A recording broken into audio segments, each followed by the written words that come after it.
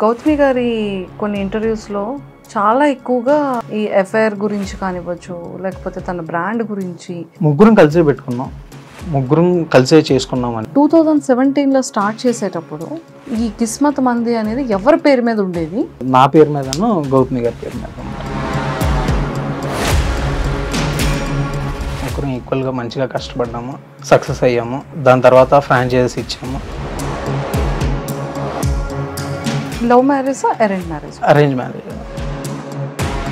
ఒకరోజు గట్టిగా అడిగితే ఓపెన్ అయిపోయింది. అవును, నాకు అఫేర్ ఉంది.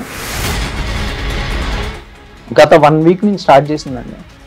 1 వీక్ నుంచి నీ మీద ఆ కేసు పెడతా, ఈ కేసు పెడతాను, నిన్ను నా మీద బ్లాక్మెయిల్ చేసావు,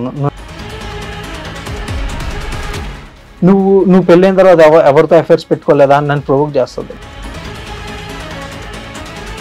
నువ్వు అఫేర్ పెట్టుకుంది నాకు చాలా లింక్డ్ అయిన పర్సన్ తోటి, తను ఇంటికి రావట్లేదు, నువ్వు రా, ఇలా మాట్లాడడము, తను వేరే చోటుకి వెళ్ళాడు, నువ్వు ఇక్కడికి వచ్చేసి ఇలా. ఇది చూస్తే ఏ మగాడు తట్టుకోలేడు కదండి.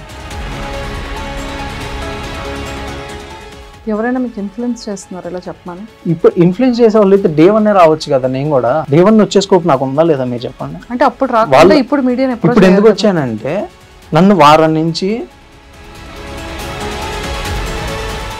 Hi viewers, welcome to I dream. Gautami గారి కొన్ని ఇంటర్వ్యూస్లో చాలా ఎక్కువగా ఈ ఎఫ్ఐఆర్ గురించి కానివ్వచ్చు, లేకపోతే తన బ్రాండ్ గురించి అండ్ వాళ్ళ హస్బెండ్ గురించి చాలా విషయాలు మనం విన్నాం. అండ్ లైవ్లో కూడా వాళ్ళ డిస్కషన్స్ కొన్ని ఛానల్లో చూడడం జరిగింది.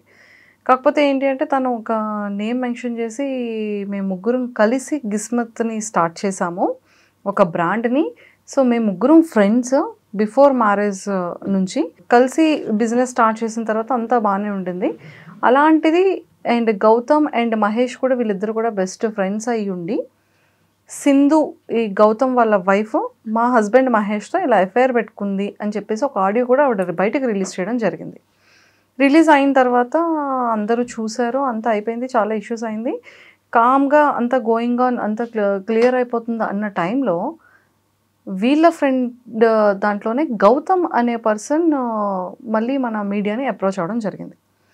ఎందుకు అప్రోచ్ అయ్యారంటే, నా వైఫ్ ఇప్పుడు నా మీద ఇన్ని డేస్ ఆగి మ్యూచువల్గా ఇంకా విడిపోదాము అని మాట్లాడుకున్న తర్వాత, అన్నీ ఓకే అని అయిపోయిన తర్వాత, ఫ్యామిలీస్లో పంచాయతీలు కూడా క్లోజ్ అయిన తర్వాత, ఈ ఒక 1 వీక్ నుంచి నాకు బ్లాక్మెయిల్ చేస్తూ నా మీద తప్పుడు కేసెస్ పెడతానని చెప్పి రివర్స్ అవ్వడం స్టార్ట్ అయిందండి. 1 వీక్ నుంచి నేను ఆ హెరాస్మెంట్ తట్టుకోలేకపోతున్నాను, నేను సూసైడ్ అటెంప్ట్ చేసుకొని ఇంకా ఇది నా లాస్ట్ చెప్పేసి నేను ఇంకా సూసైడ్ అటెంప్ట్ చేసుకుందాం అని చెప్పి నేను మిమ్మల్ని అప్రోచ్ అవ్వడం జరిగింది అని చెప్పి కాల్ చేయడం జరిగింది.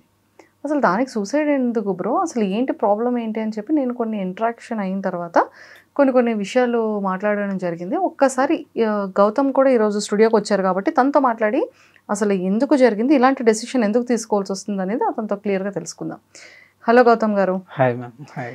చెప్పండి, ఫస్ట్ వీటన్ని ఈ ఇష్యూ కన్నా ముందు ఏం చదువుకున్నారు, మీ ఫ్యామిలీ బ్యాక్గ్రౌండ్ ఏంటి, ఎక్కడి నుంచి హైదరాబాద్ ఎలా వచ్చారు, ఏ పర్పస్లో వచ్చారు? ఫస్ట్గా నా పేరు మువ్వా గౌతమ్ మ్యామ్. ఎవరు తెలియదు, నేను నార్మల్ కామన్ మ్యాన్. నేను RVRNJC కాలేజ్లో, గుంటూరు RVRNJC కాలేజ్లో బీటెక్ సివిల్ ఇంజనీరింగ్ చేశాను మ్యామ్. నా స్టడీ అయిపోయిన తర్వాత నేను బెంగళూరులో 1.5 years సివిల్ ఇంజనీరింగ్లో జాబ్ చేశాను. ఆ తర్వాత మేము కాలేజ్లో నేను, గౌతమి అన్న, మహేష్ ముగ్గురం ఫ్రెండ్స్ మ్యామ్ కాలేజ్ నుంచి. మేము ముగ్గురం కలిసి జిస్మత్ అనేది ఒక రెస్టారెంట్ పెట్టుకుందామని వచ్చి గుంటూరులో, మాకు అక్కడ గుంటూరులో చదువుకున్నాము, అక్కడే స్టార్ట్ చేయాలనిపించి గుంటూరులో రెస్టారెంట్ పెట్టాము. అండ్ దాని ముందర మా ఫ్యామిలీ బ్యాక్గ్రౌండ్ వచ్చేసరికి మా ఫాదర్ ఫార్మర్ అండి. నేను చిన్నప్పటి నుంచి మా నాన్న వ్యవసాయం చేస్తారు. నేను 10th క్లాస్ వరకు ఇంట్లోనే ఉండి చదువుకున్నా. ఆ తర్వాత ఇంటర్ తెనాల్లో చదువుకున్నా, తర్వాత బీటెక్ గుంటూరులో చదువుకున్నాను. ఆయన పొలం చేస్తానే మెల్లమెల్లగా చదివించుకొని బిలో మిడిల్ క్లాస్ ఫ్యామిలీ మాది. దాని తర్వాత రెస్టారెంట్ పెట్టుకున్నాము. మా ముగ్గురం బాగా కష్టపడ్డాము, ముగ్గురం ఈక్వల్గా మంచిగా కష్టపడ్డాము, సక్సెస్ అయ్యాము. దాని తర్వాత ఫ్రాంచైజీస్ ఇచ్చాము. అలా దాని తర్వాత హైదరాబాద్ వచ్చాము ఆ ఫ్రాంచైజీస్ వల్ల. తర్వాత బెంగళూరు వెళ్ళాము. ఓవరాల్గా 20 బ్రాంచెస్, దాదాపుగా 20 బ్రాంచెస్ వరకు ఓపెన్ చేసుకోగలిగాం మ్యామ్. చాలా మంచిగా జరుగుతుంది బిజినెస్ మాది అప్పట్లో. దాని తర్వాత 2021లో నాకు పెళ్ళైంది మ్యామ్. 2020 సింధు అనే అమ్మాయితోటి. Love marriage arrange marriage? Arrange marriage, ఒక మ్యాట్రిమోనీ సైట్లో. మ్యాట్రిమోనీ సైట్లో అరేంజ్ అరేంజ్ మ్యారేజ్. దాని తర్వాత తనతో పెళ్ళయింది. హ్యాపీగా ఉండేవాళ్ళం 3.5 years, మంచిగా హ్యాపీగా ఉండేవాళ్ళం. బిజినెస్ బాగానే ఉండేది. ఆ తర్వాత ఫ్యామిలీ లైఫ్ అంతా బాగుండేది మ్యామ్. అంతా బాగున్న తర్వాత ఒకరోజు ఎందుకో నాకు ఆ అమ్మాయి ప్రవర్తన అదంతా నాకు ఒక పాయింట్లో నాకు ఏదో ఒకలాగా అనిపించింది. కంప్లీట్గా ఇదివరకు బతుకుతున్న లైఫ్ స్టైల్, ఇప్పుడు లైఫ్ స్టైల్ చాలా మారిపోయింది. అమ్మాయి ప్రవర్తన కానీ, మీ వైఫ్ వైఫ్ది ఒక టెన్స్డ్గా అలా ఉంటూ ఉండేది. ఎప్పుడు చిరాగ్గా మాట్లాడుతూ ఉండేది. ఏమన్నా కలిదిచ్చినా కూడా ఇలా భయపడుతూ ఉంటాం. ఫోన్ ఎప్పుడన్నా ఫోన్ చూసుకునేటప్పుడు నేను కలిదిచ్చినా ఇలా భయపడటం ఇలా చేస్తూ ఉండేది.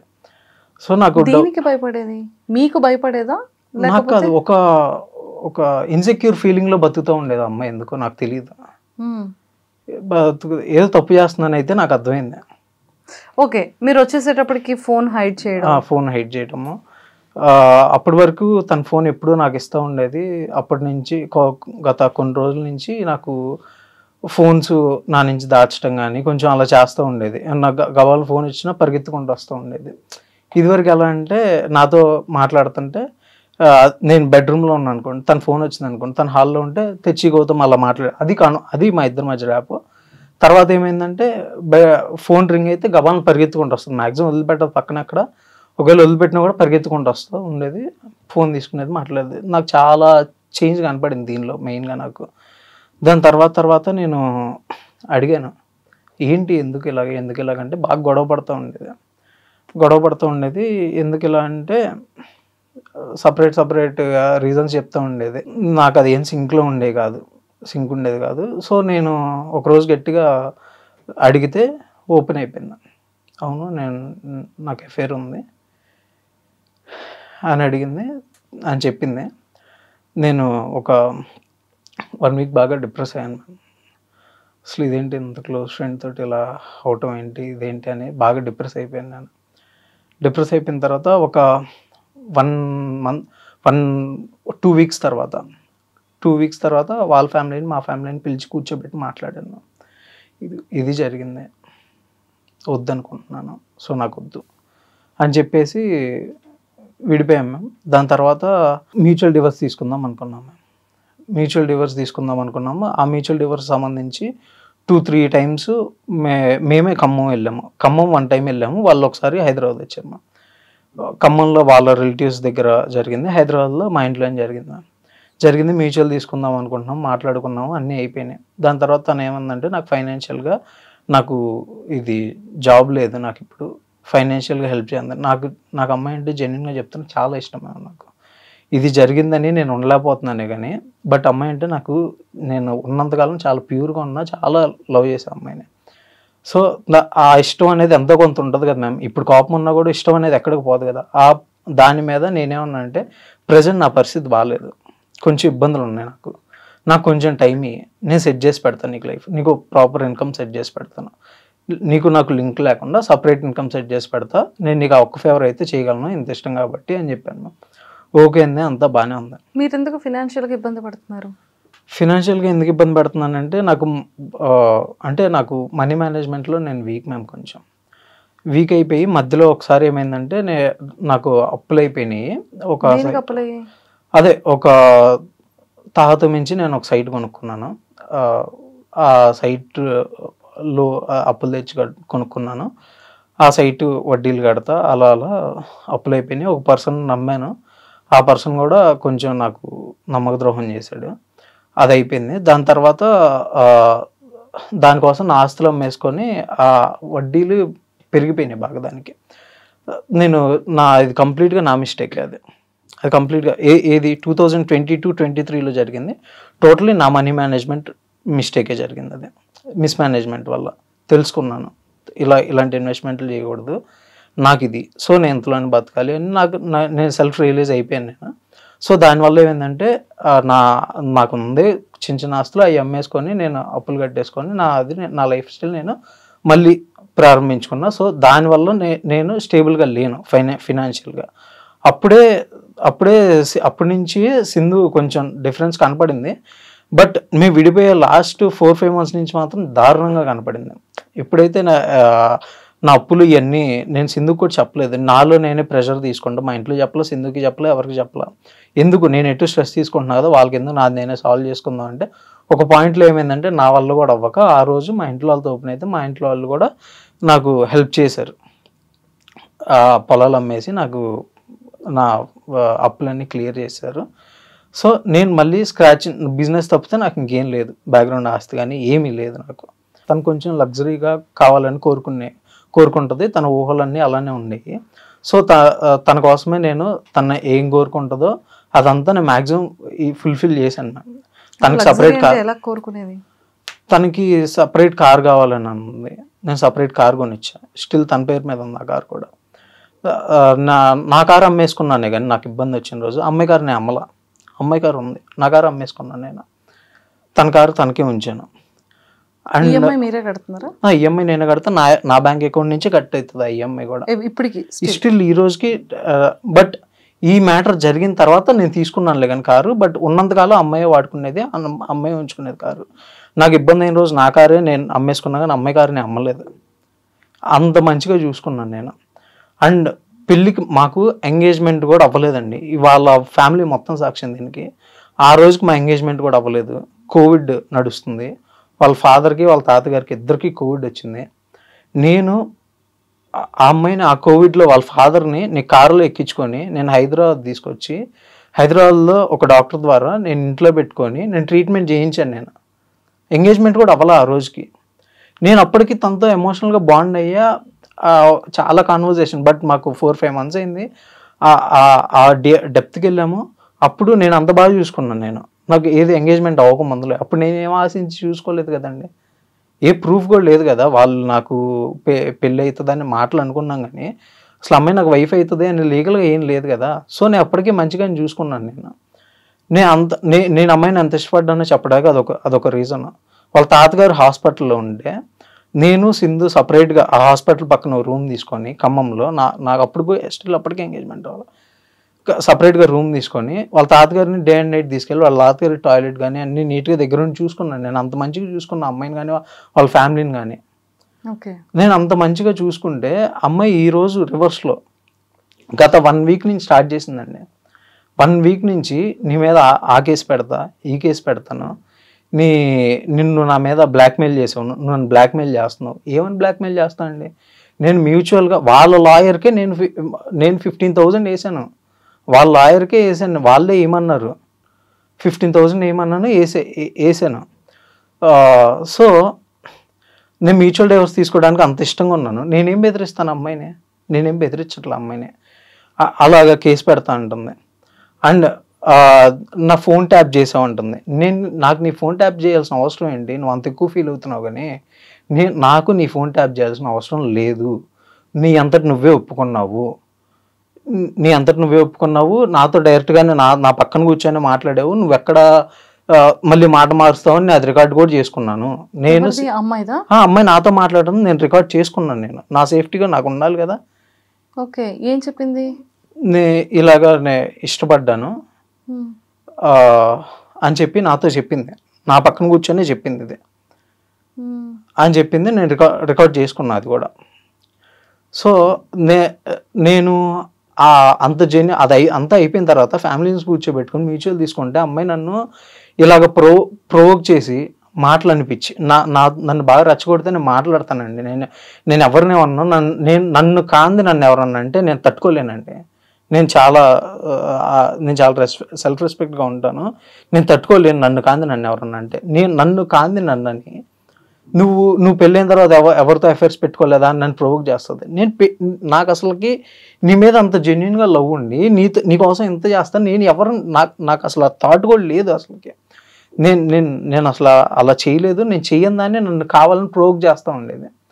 ప్రొవోక్ చేస్తూ ఉన్నప్పుడు ఒక పాయింట్లో బర్స్ట్ అయినప్పుడు కొన్ని మాట్లాడతా. అమ్మాయి ఏం చేస్తుందంటే పైన కాన్వర్జేషన్ మొత్తం డిలీట్ చేస్తుంది. నేను ఏదైతే మాట్లాడానో అవన్నీ పెట్టుకుంటుంది. నేను మాట్లాడేటప్పుడు కూల్ అయ్యి మాట్లాడుతుంది మళ్ళీ. అలాగా పెట్టుకొని నువ్వు నన్ను ఇలా బెదిరిస్తున్నావు, నువ్వు నన్ను అలా చేస్తున్నావు, నువ్వు నన్ను ఇలా చేస్తున్నావు, నువ్వు నా ఫోన్ ట్యాప్ చేసావు అని అంటుంది. అమ్మాయి ఒప్పుకుంటారు. అన్నారు మీరు? నువ్వు అంతగా అంటే నా నా పక్కనే ఉంటా, నేను ఇంత బాగా చూసుకుంటున్నా, నేను అలా నువ్వు ఎందుకు అలా ఉన్నావు అంటే, నేను అమ్మాయి అన్న నీ క్యారెక్టర్ ఏంటో నాకు అర్థమైపోయింది, నువ్వు సంథింగ్ అని అన్నమాట వాస్తవమే. ఎందుకన్నాను, అమ్మాయి నన్ను అంతలా ప్రొవోక్ చేసింది, నువ్వు ఇది చేయలేదా, నువ్వు అది చేయలేదా, నువ్వు మనీ పోగొట్టలేదా అని ఉంది. నేను మనీ పోగొట్టా అంటే అది నా నా వల్ల పోయింది, మా డాడీ వాళ్ళు ఆస్తులు అమ్మేసి ఇచ్చారు, అదంతా అయిపోయింది. ఇప్పుడు మనీ పోగొట్టుకున్నా అంటే అది మళ్ళీ సంపాదించుకోగలుగుతాం, ఏమైనా తప్పు తెలుసుకున్నాం సంపాదించుకోగలుగుతాం, అయిపోయింది. ఎఫ్ఐఆర్ పెట్టుకోవటం అంటే నన్ను కాదని వెళ్ళిపోవటమే కదా, దాని అర్థం అదే కదండి. అండ్ దానికి దీనికి లింక్ ఎలా పెడతారండి నాకు అర్థం కాదు. ఎఫ్ఐఆర్ పెట్టుకోవటం అన్న మనీ పోగొట్టుకోవటం ఒకటేనా? అండ్ నువ్వు ఎఫ్ఐఆర్ పెట్టుకుంది నాకు చాలా లింక్డ్ అయిన పర్సన్ తోటి, అండ్ ఫ్యామిలీ లాగా ఉండే పర్సన్ తోటి, అండ్ బిజినెస్తో ఇన్వాల్వ్ అయిన పర్సన్ తోటి. దానివల్ల నా కెరీర్ ఎంత పోద్ది? నువ్వు అది ఆలోచించావా? ఆలోచించలేదు కదా. అసలు దానికి దీనికి లింక్ అసలు నువ్వు ఒప్పుకున్నావు, నువ్వు నాతోనే ఒప్పుకున్నావు, నీ చాట్స్ చూశాను, నువ్వు ఒప్పుకున్నావు, అన్నీ జరిగినాయి. దానికి నేను బర్స్ట్ అవ్వకుండా ఎలా ఉంటాను? నన్ను అంటున్నావు కదా, నువ్వు ఎంత చేసి ఎంత ఒప్పుకోను కూడా నేను బర్స్ట్ అవ్వకుండా ఎలా ఉంటాను? ఒక్కసారి నా ప్లేస్లో మీరు ఆలోచించండి. ఎవరికైనా ఎమోషన్ అవ్వదా? ఎవరైనా ఒక మాట అనుకుని ఉంటారా? ఇప్పుడు అవి పెట్టుకుని ఏదో బ్లాక్మెయిల్ చేయొచ్చు అమ్మాయి నన్ను. అంతే. చాటింగ్ ఏం చూసారు మీరు?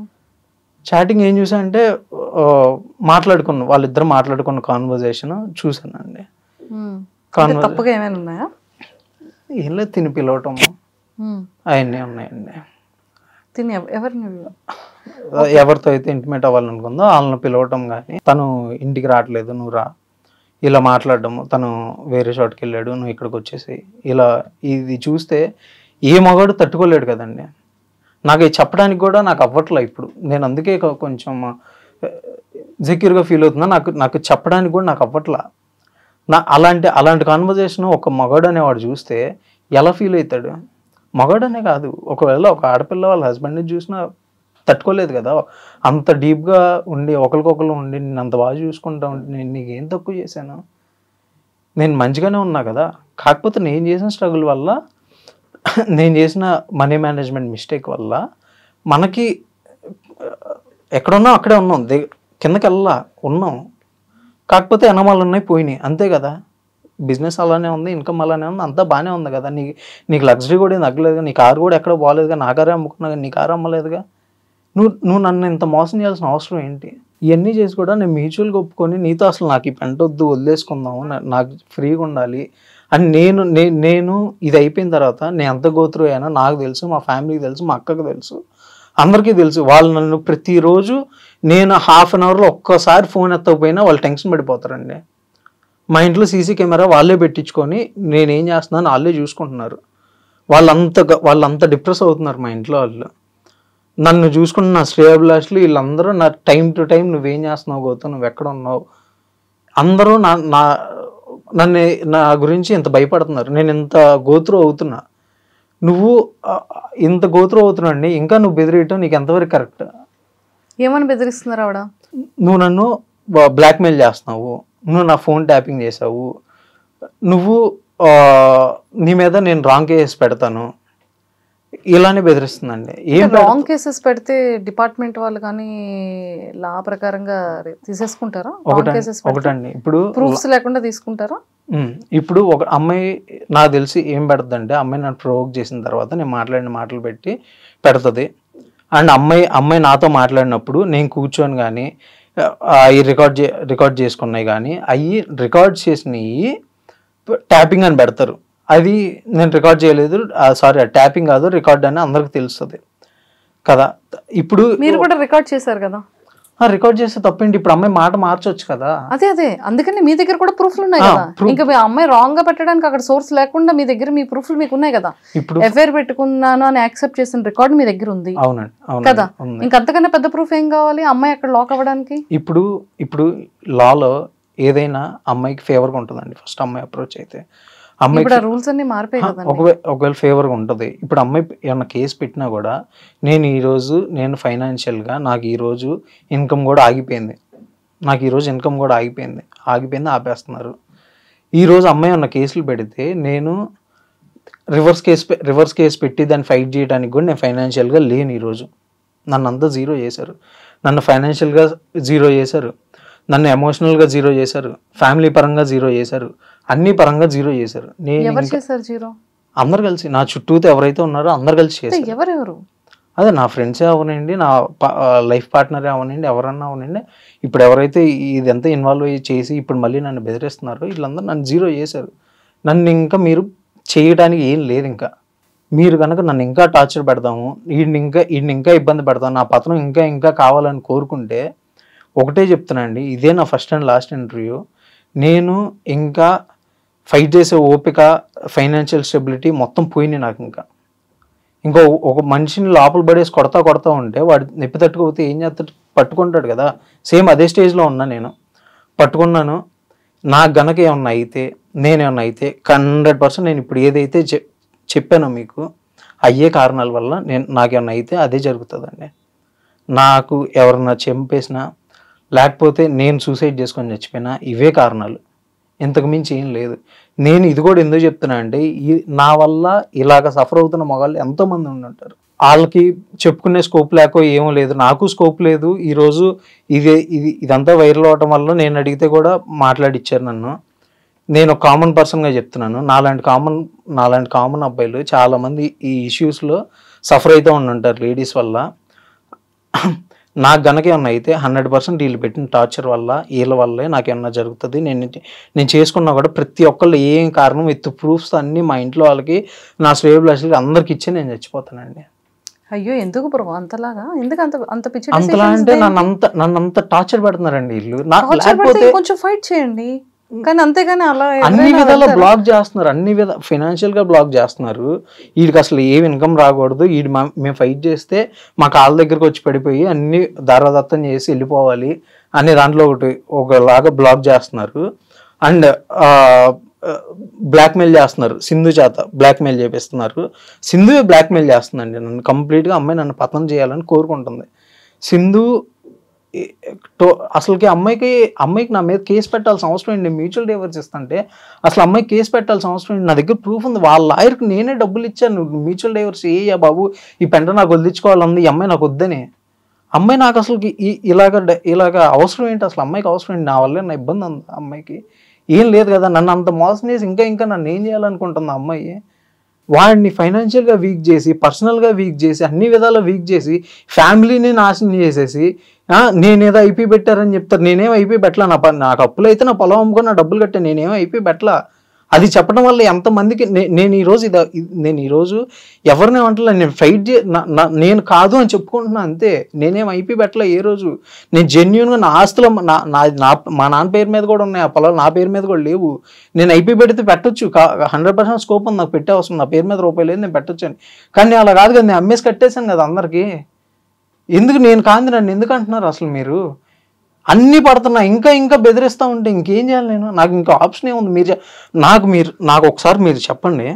నాకు ఫైట్ చేసే ఓపిక లేదు, ఫైట్ చేసే ఫైనాన్షియల్ స్టెబిలిటీ లేదు, నేనేం చేయాలి ఇప్పుడు? అసలుకి ఎవరైనా మీకు ఇన్ఫ్లుయెన్స్ చేస్తున్నారు ఇలా చెప్పమని? నన్ను కాదండి, ఇప్పుడు ఇన్ఫ్లుయెన్స్ చేసే వాళ్ళు అయితే డే 1 రావచ్చు కదా. నేను కూడా డే 1 వచ్చే స్కోప్ నాకు ఉందా లేదా మీరు చెప్పండి. అంటే అప్పుడు రాకుండా ఇప్పుడు మీడియా ఇప్పుడు ఎందుకు వచ్చానంటే, నన్ను వారం నుంచి చాలా భయపడుతుంది అమ్మాయి. వాట్సాప్ మెసేజెస్ పెడుతుంది, నేను నీ మీద ఆ కేసులు పెడతా, ఈ కేసులు పెడతా అని పెడుతుంది.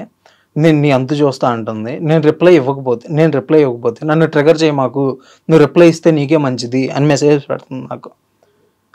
నేను రిప్లై ఇవ్వను, నువ్వు చేయాల్సింది నువ్వు చేసుకో. మళ్ళీ ఎందుకు నన్ను ఇంకా మాట్లాడు, ఎందుకు మాట్లాడు అంటుందంటే అమ్మాయి ప్రూఫ్స్ కోసం నన్ను ప్రొవోక్ చేయాలి, నేను ఏదో ఒకటి తిట్టాలి.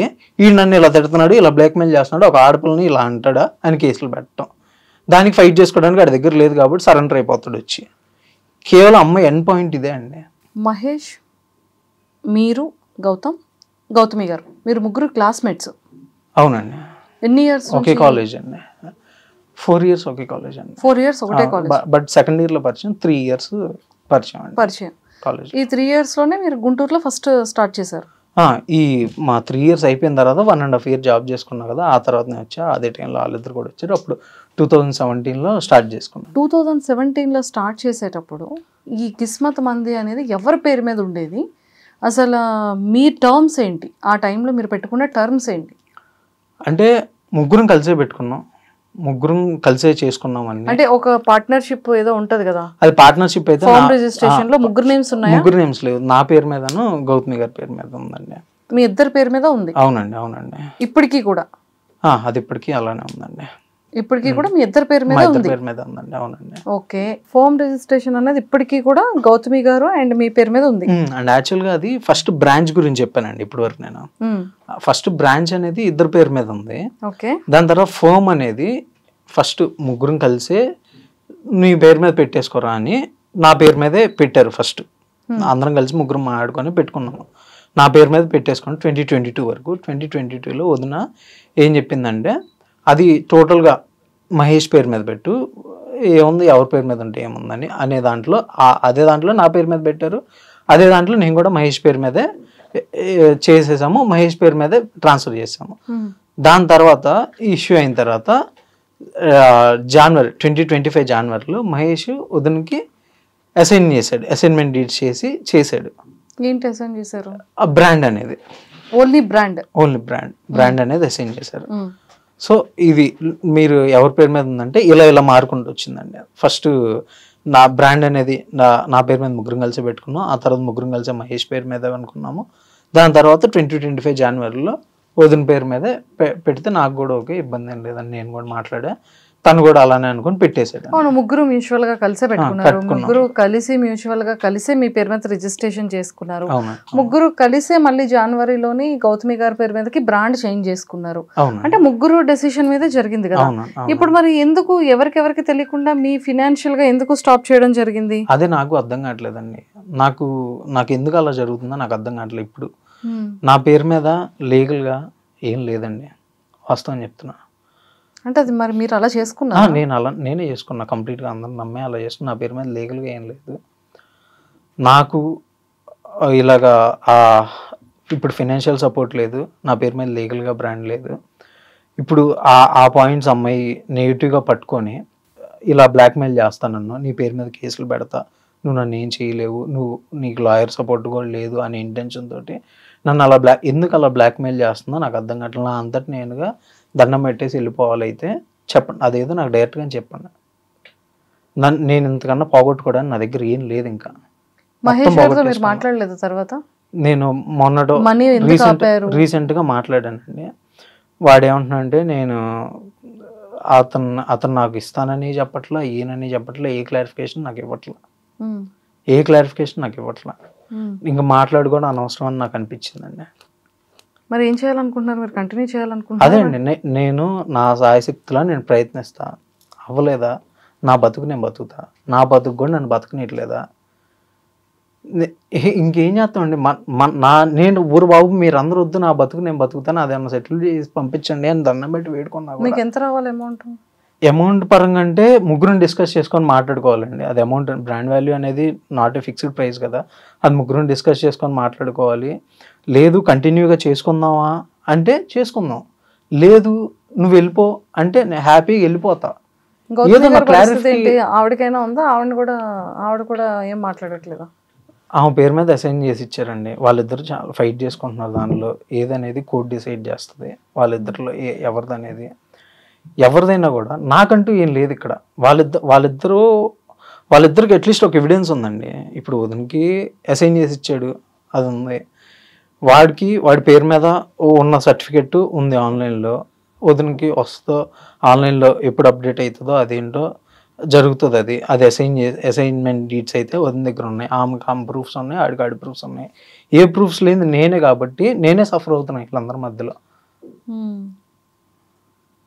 ఇప్పుడు నాకు ఏ దిక్కు లేదు. ఇప్పుడు ఇంకా నాకు హెల్ప్ చేయాలని అడుగుదామంటే, లీగల్గా హెల్ప్ చేయాలని అడుగుదామంటే, లీగల్గా నీ పేరు మీద ఏముందని అడుగుతారు. ఏముంది, ఏం లేదు, నేను చేసుకున్నా కదా. అలా బిజినెస్ పరంగా కూడా దెబ్బతీశారు. అయిపోయింది. అసలు మీరు మీ వైఫ్ మహేష్ గారితో ఎఫ్ఐఆర్ పెట్టుకున్నప్పుడు మీరు మహేష్ గారిని కన్సల్ట్ చేశారా? అడిగారా? బెస్ట్ ఫ్రెండ్సే కదా మీరు మహేష్ గారు? అవునండి. క్లాస్మేట్స్ కదా? అవునండి. ఏం చెప్పారు? అందరూ విన్నారు కదా, అందరూ విన్నారు కదా. ఓహో, ఆడియోలో ఉన్న పర్సన్ మీరా? అవునండి. సో ఇంకా తర్వాత ఇంకా డిస్కషన్స్ ఇంకేం దీని గురించి అయితే ఇంకేం డిస్కస్ చేయలేదండి. అండ్ ఇంకో పాయింట్ ఏంటంటే నేను ఒకటి చెప్పాలనుకుంది, నాకు స్టిల్ ఈ రోజు కూడా నాకు ఎవరిని ఇబ్బంది పెట్టాలని ఈ రోజుకి నాకు ఇచ్చేస్తే నేను వెళ్ళిపోతా. ఈ రోజుకి ఇవ్వనంటావా, అది నువ్వు నాకు క్లారిటీ ఇచ్చి ఇలా ఇబ్బంది పెట్టద్దు నన్ను, లేదంటావా ఇచ్చేసి okay well and good. Okay మోసపోయాను అనుకుంటా, సింధు విషయంలో ఎలా మోసపోయాను అనుకుంటా అలానే మోసపోయాను అనుకుంటా, వెల్ అండ్ గుడ్ నేను వెళ్ళిపోతా. సింధువా నేను నీతో అయితే కలిసి ఉంటాను, నాకు ఇష్టం లేదు, ఉండను కూడాను, నువ్వెంత నన్ను బెదిరించినా కూడా నాకు దయచేసి నువ్వు మ్యూచువల్ డైవర్స్ ఇచ్చేసి. నన్ను ఇంకా ఎవరైతే సింధు తరపున నన్ను ఇబ్బంది పెట్టాలని చూస్తున్నారో వాళ్ళందరూ కూడా మీకు సంబంధం లేని విషయం, దయచేసి మీరందరూ ఎవరు నన్ను ఇబ్బంది పెట్టద్దు కూడాను. అదండి నేను చెప్పాలనుకుంటుంది. అండ్ వీటిల్లో ఏది జరగకపోయినా అంటే నా లైఫ్ని వెళ్ళి బతుకుతా. ఇప్పుడు అమ్మాయి మ్యూచువల్ డైవర్స్ ఇచ్చినా అయిపోయినా వదిలేసుకుంటా, ఇటు బ్రాండ్ ఇచ్చినా అయిపోయినా నేను వదిలేసుకుంటాను, నా లైఫ్ నేను బతుకుతా వెళ్ళిపోయి. దాన్ని కూడా ఇంకా నన్ను గెలకాలని చూస్తే మాత్రం ఇంకేం చేస్తామండి, ఇంక నేను ఇంతకు మించి ఏం చేయలేను కదండి. అంతవరకు అలాంటి డెసిషన్ ఏం తీసుకోకండి. ఆల్రెడీ ఇప్పుడు మీరు ఇంకా అన్ని లాగేసుకుంటారు మనిషి దగ్గర, ఇంకేముంటాయండి, ఏం ఉండవు కదా. ఫైట్ చేయాలంతే. మీరు ఒకసారి మాట్లాడండి, లేదు అంటే మీరు లీగల్గా మీరు కూడా అప్రోచ్ అవ్వండి, అంతే తప్ప సూసైడ్ ఒకటే దారా బ్రో. అంటే ఇంక అన్ని విధాలా మూసేసి మా ఫ్యామిలీ వాళ్ళు ఆ రకంగా బాధపడుతూ ఉంటే, నేను ఉన్నంతకాలం నన్ను ఇలా టార్చర్ పెడతా ఉంటే వాళ్ళు బాధపడక ఏం చేస్తారండి, ఏం చేయలేరు కదా. ఇప్పుడు ఇది అయిపోయిన తర్వాత ఇంక అందరు టార్గెట్ పెడతారు, ఇంక నన్ను పెడతారు, పెట్టండి భరిస్తా ఓ పాయింట్ వద్ద ఆ రోజు చేయాల్సింది చేసుకుంటా. ఇంకా మీరు అంతవరకు డెసిషన్ తీసుకోకండి. మీరు ఇప్పుడైతే వచ్చారు కదా, అసలు మీ పరిస్థితి బాగాలేదు, ఓకే, చాలా డిప్రెస్డ్గా ఉన్నారు, ఓకే, అవన్నీ వదిలేసి ఫస్ట్ మ్యూచువల్గా మీరు ఏదైతే మాట్లాడుకున్నారో ఒకసారి మళ్ళీ మీరు కూర్చోండి, మళ్ళీ మీరు మాట్లాడుకోండి, అది క్లియర్ చేసుకోండి, ఓకే. ఈ సూసైడ్ థాట్స్ అనేది అంతవరకు కూడా మీరు వెళ్ళకండి, అర్థమైందా? సో అసలు ఫస్ట్ ఈ ప్రాబ్లం ఏంటి అనేది, ఇంకా అసలు అమ్మాయి ఎందుకు పెట్టాలనుకుంటుంది ఏంటి ఇంకొకసారి కనుక్కోండి. అడుగుతున్నానండి, నిజంగా తను అలా అనుకుందా, లేకపోతే మీకు ఎవరైనా ఇన్ఫ్లుయెన్స్ చేయడం కానీ, అమ్మాయి నాతోనే చాట్ చేసింది ఇదంతా. నేను అసలు ఇంతవరకు నన్ను ఎవరు ఇన్ఫ్లుయెన్స్ చేయడానికి ట్రై చేయాల, నన్ను ఎవరు ఇన్ఫ్లుయెన్స్ చేయలేదు. సపోర్ట్ కావాలని మిమ్మల్ని అడిగి మీడియాకి ఏమైనా పంపించడం అస్సలు నన్ను ఎవ్వరు చేయలేదు. నాకే తట్టుకోలేక ఈరోజు నేనే కదా మిమ్మల్ని అప్రోచ్ అయ్యింది, నేనే అప్రోచ్ అయ్యాను. ఒక ఫ్రెండ్ ద్వారా మీ నెంబర్ తీసుకొని మిమ్మల్ని అప్రోచ్ అయ్యాను. నాకు మీరు మీ బాధ చెప్పుకోండి అంతే అని చెప్పారు. నా బాధ నేను చెప్పుకున్నాను. మీరు నన్ను నేను చెప్పే నమ్మటం ఏంటని నన్ను అడిగారు. నేను మీకు క్లారిఫికేషన్ ఇచ్చాను. దానికి నేను చెప్పింది కనుక ఒక్కటి తప్పైనా మీ మనసుల మీద మీరు చేతులు వేసుకొని చెప్పుకోండి. నేను చెప్పింది ఒక్కటైనా తప్ప, నేను ఇదంతా మీతో డైరెక్ట్గా ఎప్పుడు మాట్లాడలేదా? మాట్లాడే కదా, మిమ్మల్ని రిక్వెస్ట్ చేసుకున్నాగా, దాదాపు బెగ్గింగే చేసుకున్నా కదా. అయినా కూడా మీరు నాకు ఏ క్లారిఫికేషన్ ఇవ్వకుండా, నాకు ఏం చేయకుండా ఎన్నాళ్ళని పడాలి నేను? ఎందుకు నాకు ఇలాగా?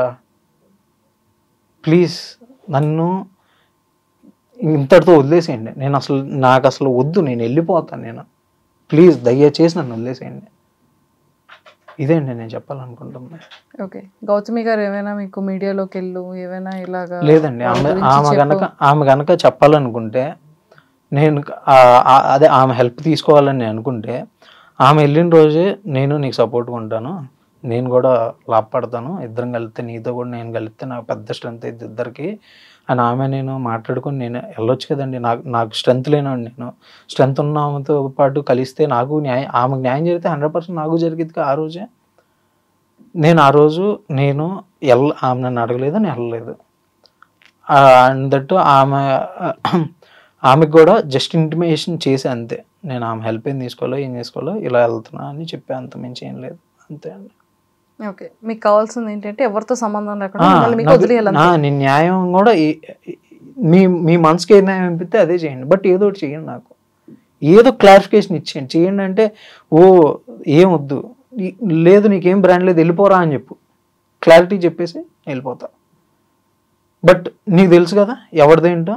అజ్జి సింధు, నీకు కూడా నువ్వు మ్యూచువల్ డైవర్స్ ఇవ్వు, దయచేసి ఇవ్వు. నేను నిన్ను ఏమంటలా, నిన్ను నాకు ఇప్పుడు దాకా చేసిన చాలు, ఇంకెప్పుడు మన ఇద్దరం ఒకరికొకరు మాట్లాడుకోవద్దు, ఏమొద్దు. నీ దారి నువ్వు చూసుకో, నా దారి నేను చూసుకుంటా. నేను నిన్నేమీ చేయలేదు, ఏం చెయ్యను కూడాను. నువ్వు కూడా నన్ను దయచేసి ఏం చేయి, మాకు ఏమి తప్పుడు కేసులు పెట్టొద్దు, ఏమి చేయొద్దు. అదే అండి నేను చెప్పాలనుకున్నా. ఓకే, మొత్తానికి మీ ప్రాబ్లం ఏంటి అనేది ఈ వీడియో ముందుకు వచ్చి క్లారిఫై చేసుకున్నాను. సో అలాగే మనం కూడా ఖచ్చితంగా మీరు ఎలాంటి వేరే థాట్స్లోకి వెళ్ళకుండా మీరు జాగ్రత్తగా ఉండండి. అసలు ఆ కైండ్ ఆఫ్ డిప్రెషన్ పెట్టుకోవద్దు. వాళ్ళతో మాట్లాడండి, ఇంకొకసారి ఫైనల్గా కూర్చోండి, పెద్ద బోత్ సైడ్ ఫ్యామిలీస్ కూర్చొని ఆ మ్యూచువల్గా ఏదైనా క్లియర్ చేసుకోండి తప్ప సూసైడ్ వరకు ఆ థాట్స్ అనేది పెట్టుకోకండి. అలాగే.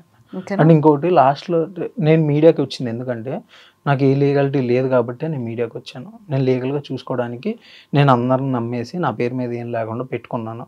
సో నాకు లీగాలిటీ లేదు కాబట్టి నా బాధ నువ్వు చెప్తుంటే ఎవరు వింటలేదు కాబట్టి నీ మనసుకు నీకు తెలుసు కాబట్టి నువ్వు నాకు చెప్పే స్కోప్ కూడా ఇవ్వట్లేదు కాబట్టి నీకు తెలియపరచడానికి నేను వచ్చాను.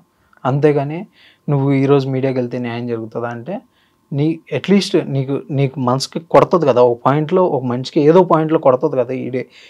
ఈడి ఎంత గోత్రో అయితే అక్కడ దాకా వెళ్ళాడు, వాడికి అందరికీ తెలుసు.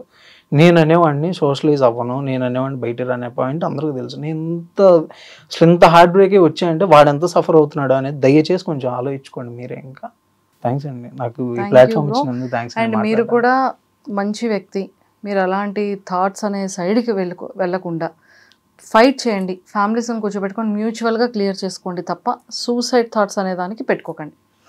మనిషి చచ్చిపోతే ప్రాబ్లం సొల్యూషన్ అయిపోతుంది అని అనుకోకండి. ఇదంటే పిరికి వాళ్ళు చేసే పని. సో మారల్ సపోర్ట్గా మేము ఇవ్వగలం, అంతవరకు చేయగలం తప్ప మీ ప్లేస్లో కూర్చొని మీ ప్రాబ్లమ్ని మేమైతే తీసుకోలేం కదా. ఇక్కడ చెప్పేటప్పుడు 100 చెప్పడానికి చాలా ఈజీగా ఉంటుంది, కానీ బేర్ చేసేవాడు భరించేవాడికి మాత్రమే నొప్పి తెలుస్తుంది. ఓకే, మా సైడ్ నుంచి రిక్వెస్ట్ ఏంటి అంటే అలాంటి థాట్స్ తెచ్చుకోకండి.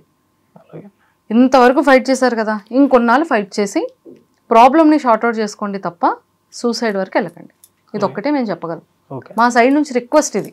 అంటే ఇంకో మనిషిని అన్ని విధాలుగా చంపేస్తే ఇంక ఫిజికల్గా కూడా ఉండలేడు కదండి, అంతే.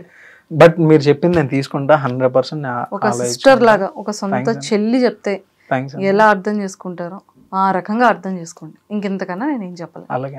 ఓకేనా? Thank you so much. And don't forget to subscribe to iDream. And for more videos, please subscribe to iDream. Please subscribe to iDream. Please subscribe iDream. And please subscribe to iDream. For more videos, subscribe to iDream. please like, share and subscribe to the channel. Congratulations, iDream. Subscribe to iDream. Subscribe to iDream. So subscribe to iDream Media. iDream team andarki huge congratulations. Please subscribe iDream Media. Please subscribe to iDream. Subscribe iDream. Please subscribe to iDream. iDream అంటే నా కళల channel subscribe చేసుకున్న నోరు తిరుగుతలేదు, మీరైతే గంట గుర్తు కొట్టండి. For more such videos, please subscribe to iDream. Subscribe to iDream. Please subscribe to iDream. Please subscribe iDream Media. Please do subscribe to iDream. Please subscribe to iDream Media. For best entertainment and information, please subscribe iDream.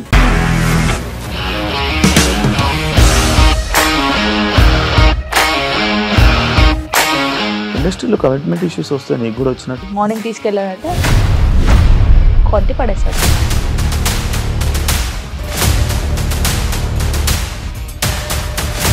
ఒక్కళ్ళు కూడా చూడలేదు ఈ cinema అని చెప్పడానికి కూడా చాలా ధైర్యం కావాలి. అది నిజం కదా, దాంట్లో ధైర్యం ఏంటి? ఇది నెక్స్ట్ డే ప్లేట్ మార్చేస్తే తప్పు కదా. As of now we're comfortable this అని నేను అనుకుంటున్నాను. రష్మిక గారిది మీది ఒకే ఊరు అంట కదా. నీకు కోపం వచ్చిందంటే బాగా తిట్టేత్తరా? తిట్టేద్దామండి. నిజంగా గేమ్ ని ఎలా చేంజ్ చేయగలిగారు? ఏపీఎస్ఎఫ్సి వాళ్ళకి 6 నెలల్లో నేను 6 లక్షలు కట్టా. బిజినెస్ చేయాలనుకుంటే it is as difficult as riding a tiger.